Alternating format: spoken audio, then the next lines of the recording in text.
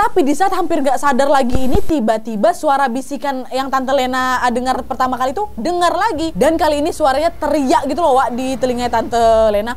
Ambil anakmu, lari. Hai, wassalamualaikum warahmatullahi wabarakatuh. Terima kasih sudah klik video ini. Oke Wak, jadi di malam ini aku akan kembali melanjutkan segmen kisah horor Wawa kita di bulan Juni ini ya. Dan di malam ini aku akan ceritakan satu kisah horor tentang perampok yang menggunakan ilmu hitam. Nah, korban dari si perampok ini adalah keluarganya Wawa yang bercerita inilah. Dan saking traumanya sama kejadian ini Wak, si Wawa ini sampai kayak nggak mau ngomong, nggak mau makan, nggak mau minum selama 3 hari berturut-turut. Setrauma itu. Penasaran kalian sama kisahnya kan? Langsung aja kita mulai, check it out.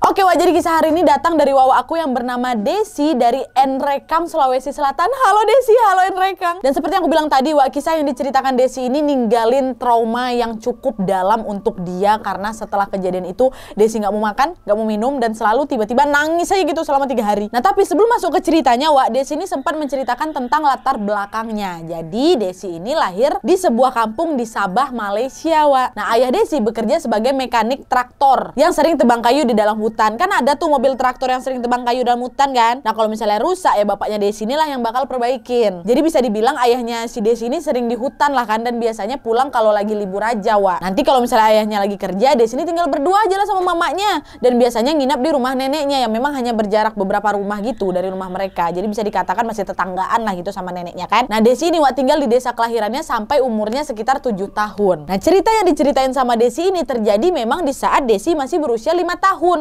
Jadi memang waktu si Desi ini masih kecil kali. Tapi karena saking bikin traumanya, Desi ini masih ingat sekali sama apa yang pernah terjadi. Bahkan sampai hari ini pun, di saat si Desi ini udah berusia 20 tahun, dia masih bisa ingat semuanya. Dibantu sama mamanya juga, karena mamanya juga mengalami. Nah jadi gimana ceritanya Nana? Baru kita masuk nih, sekarang kita mulai. Nah jadi waktu itu di desa sebelah, bukan di desanya Desi ya, lagi heboh kali tentang perampok yang menggunakan ilmu hitam. Nah metode ilmu hitam yang digunain sama si perampok ini adalah, maaf, dengan menggunakan celana dalam perempuan. Jadi dipakai gitu sama perampoknya. Kedengarannya aneh memang Wak, tapi memang si perampok ini pula yang akan menggunakan celana dalam perempuan itu sambil mengelilingi rumah yang ingin dia rampok. Nah dengan cara itu si pemilik rumah ini nggak akan sadar kalau ada perampok yang masuk ke dalam rumahnya. Dan menurut orang sekitar Wak, si perampok ini hanya bisa merampok rumah perempuan yang sudah menikah aja. Dan yang lebih creepy-nya lagi, di beberapa rumah yang telah dirampok Wak, wanita yang berada di dalam rumah juga telah diperkaos tanpa disadari oleh si korbannya. Dan sayangnya rumah Desi pun menjadi incaran perampok yang menggunakan ilmu hitam itu. Dan kejadian ini Wak terjadi saat H-1 sebelum Idul Adha. Nah, waktu itu ayahnya Desi ini belum balik memang. Kata mamanya, oh mungkin bapak baru pulang nanti malam nak, atau enggak subuh lah. Karena memang lagi ada traktor yang rusak di sana. Jadi ayah benerin dulu. Nah waktu itu neneknya Desi ini sempat ngajak mama sama si Desi buat udah kamu nginap di rumah nenek aja. Kan gak enak kalian malam raya masa cuma berdua aja. Tapi waktu itu mama Desi menolak Wak, enggak usah nek, karena takutnya nanti bapaknya Desi pulang tengah malam. Nanti malah nggak ada pula orang di rumah. Jadi mamanya Desi ini mau nungguin bapaknya balik itulah. Jadilah itu malam hari raya itu mereka cuma berdua aja tuh, mamanya sama Desi di rumah mereka. Dan pas pula waktu itu kata Desi, dia itu sempat lihat iklan di TV kalau jam 11 malam nanti akan ada film Piramli. Karena Desi ini suka kali nonton film Piramli ya, sama kayak aku. Desi ini pun ngajak lah mama kita tidur di luar aja yuk. Dan sebenarnya mereka ini memang punya kebiasaan kalau ada film bagus tengah malam nih, mereka bakal kayak gelar karpet depan TV, nanti bawa selimut, bawa bantal, tidur di luar gitu sambil nonton TV. Nah karena udah kebiasaan, mama Desi pun mengiyakan lah ajakan anaknya. Ya udah yuk anak,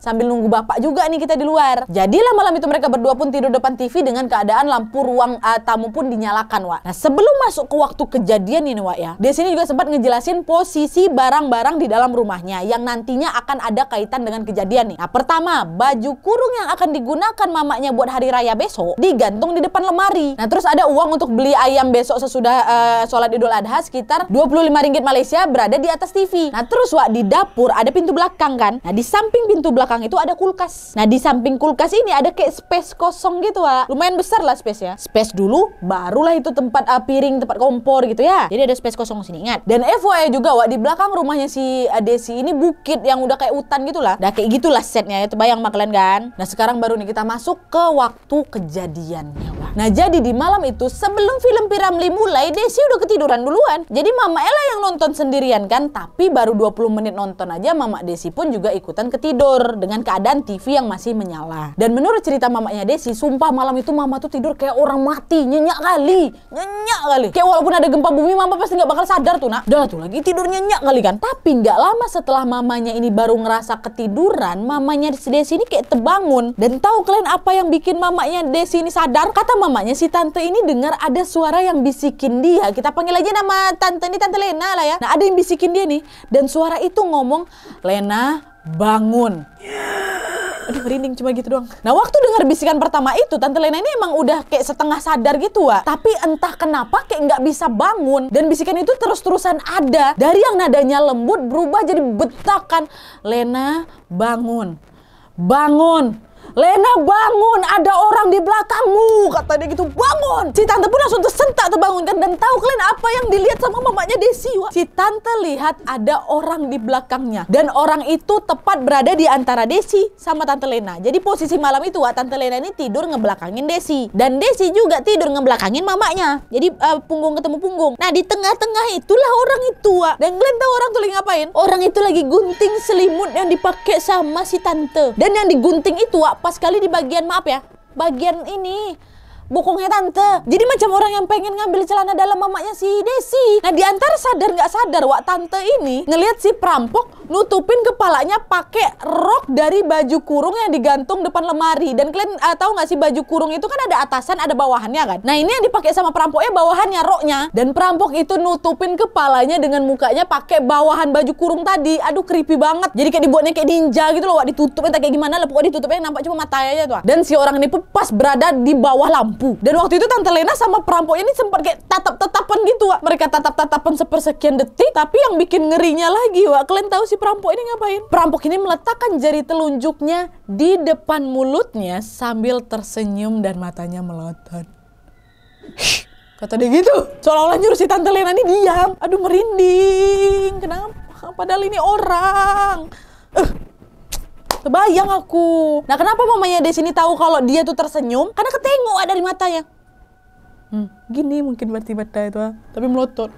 Dan di saat itu Tante Lena ini kayak ngeblank gitu loh, Wak, ngelihat perampok itu seolah kayak terhipnotis untuk tetap diam. Bahkan dia ini si tante ini hampir kayak kehilangan kesadarannya lagi. Tapi di saat hampir gak sadar lagi ini, tiba-tiba suara bisikan yang Tante Lena dengar pertama kali itu dengar lagi. Dan kali ini suaranya teriak gitu loh, Wak, di telinga Tante Lena. "Ambil anakmu, lari, Lena, lari," kata teriakan itu. Tante Lena yang tadinya mau hampir tumbang tuh langsung sesadar-sadarnya. Dan tanpa keraguan lagi si tante pun langsung teriak, "Pencuri!" katanya. Nah, di saat si tante teriak, perampok itu pun terkejut juga, Wak. Mungkin dipikirnya kok bisa dah hipnotis aku nggak berhasil ya kan. Dan di saat itu juga Tante Lena langsung narik si Desi, digendongnya si Desi lari keluar rumah ke arah pintu depan sambil teriak, "Tolong, tolong, ada pencuri, tolong pencuri masuk ke rumah, tolong," gitu teriak kan. Nah, Desi yang waktu itu juga ikutan terbangun, Wak. Desi cuma bisa terdiam bentar ya kan, nengok mama histeris sambil nangis pula. Dan yang bikin si Desi itu trauma tuh gini, Wak. Jadi pas si Desi ini digendong kan otomatis arah pandangannya pergi ke belakang punggung mamanya kan. Digendong sini, kepalanya kan nggak ada belakang. Dan dalam keadaan shock, Desi ngelihat ada orang, kepalanya ketutup, tapi bagian bawah tubuhnya itu cuma pakai celana dalam perempuan. Nah, orang itu berlari ke arah pintu dapur yang berlawanan dengan arah pintu depan. Nah, jarak pintu depan dengan pintu belakang tuh nggak terlalu jauh, Wak. Dan nggak ada pembatas juga. Jadi kalau kita berdiri di pintu depan, kita bisa tengok langsung tuh pintu belakang. Nah, di saat mamanya Desi ini lagi berusaha nih buat buka pintu depan, mungkin kan memang panik kan, jadi nggak langsung terbuka pintu tuh. Apalagi sambil gendong si Desi kan. Nah, Desi yang lagi ada di gendongan mamanya itu sempat melihat orang tuh lari. Udah dia lari, dia berhenti, Wak. Pas di depan pintu belakang. Dia berhenti, dia nolehlah ke arahnya si Desi sambil tersenyum lagi. Gimana si Desi ini bisa tahu dia tersenyum? Nah, kelihatan dari mamanya.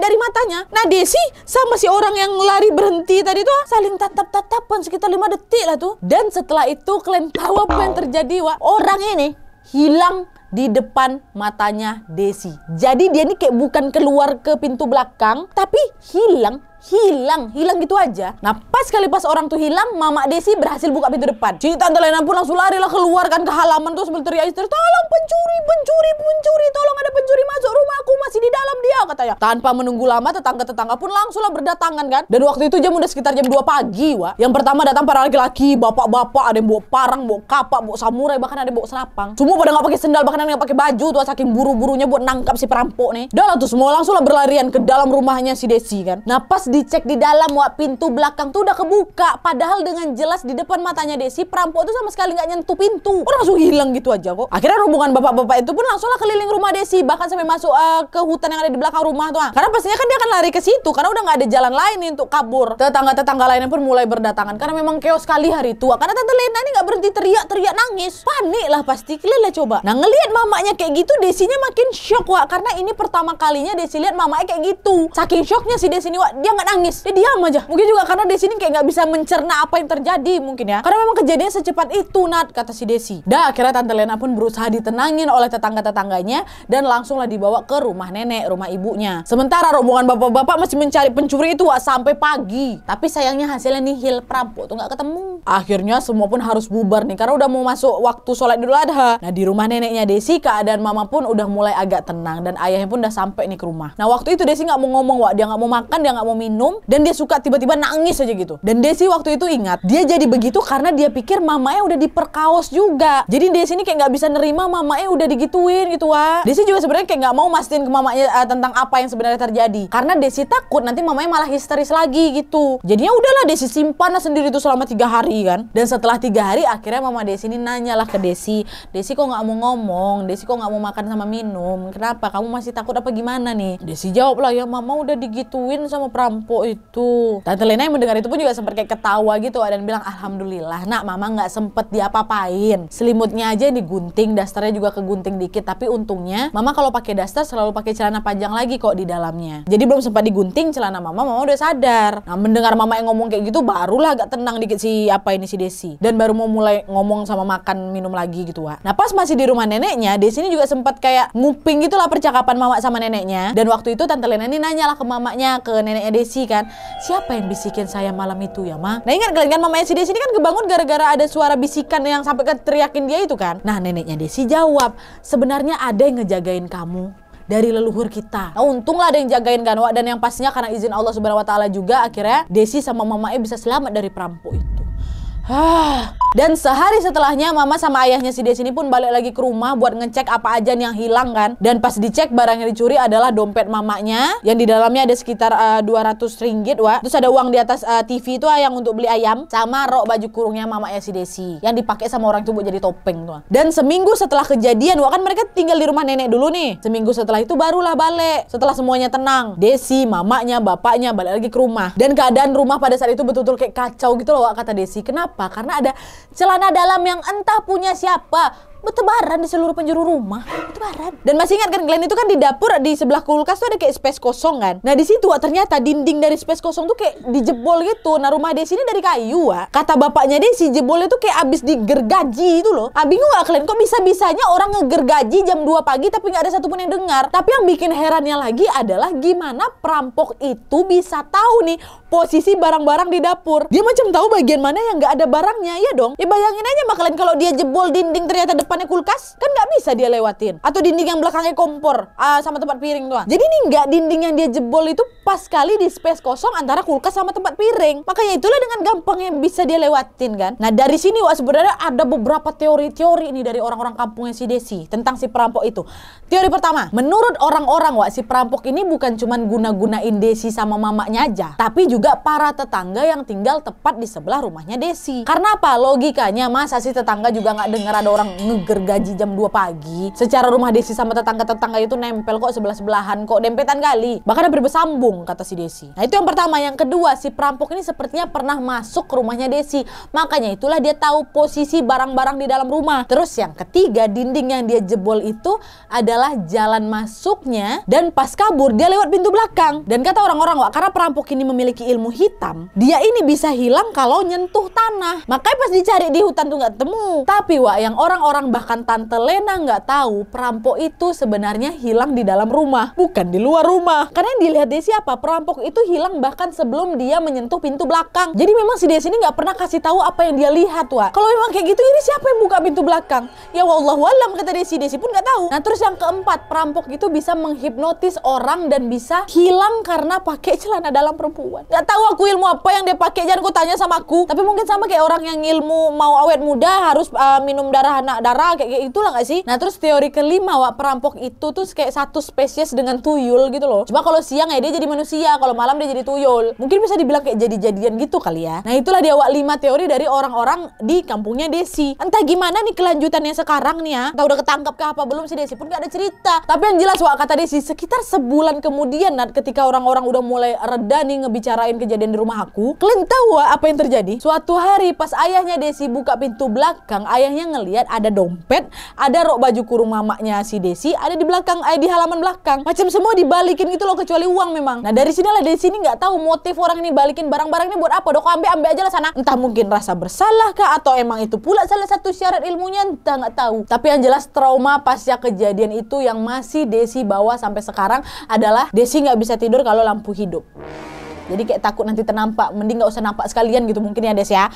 Bisa-bisanya. Oke, jadi itu tadi kisah dari Desi. Gimana menurut kalian, Wak? Serem kali sih kalau udah ada perampok. Udahlah dia seram, dia perampok. Udahnya dia pakai ilmu hitam lagi. Inilah kenapa aku bilang lebih seram lagi orang, Wak, dibanding hantu. Hantu bisa kita minta berdoa sama Allah, Allah tolong pingsankan aku, pingsan atau nggak paling minimal merem aja nggak ketengok. Orang, Wak. Orang sekali coy, nauzubillah min zalik. Semoga kita semua selalu dalam lindungan Allah Subhanahu wa taala, Wak, ya. Banyak-banyak doa, Wak, minta perlindungan. Dah. Dan buat kalian yang juga pengen berbagi kisah horor kalian, bisa langsung email aja ke email di bawah ini dengan subjek kisah hororku, sertakan juga nomor WhatsApp sama nama Instagram kalian biar kami gampang hubungin kalian. Oke, jadi sekian dulu videonya. Terima kasih banyak yang sudah menonton. Kalau kalian suka video ini, klik like-nya, jangan lupa jangan lupa nyalain notifikasinya supaya kalian tahu kalau aku upload video baru. As always, jangan lupa untuk klik tombol subscribe supaya kalian sama-sama tahu informasi menarik dari channel aku. See you next video, bye.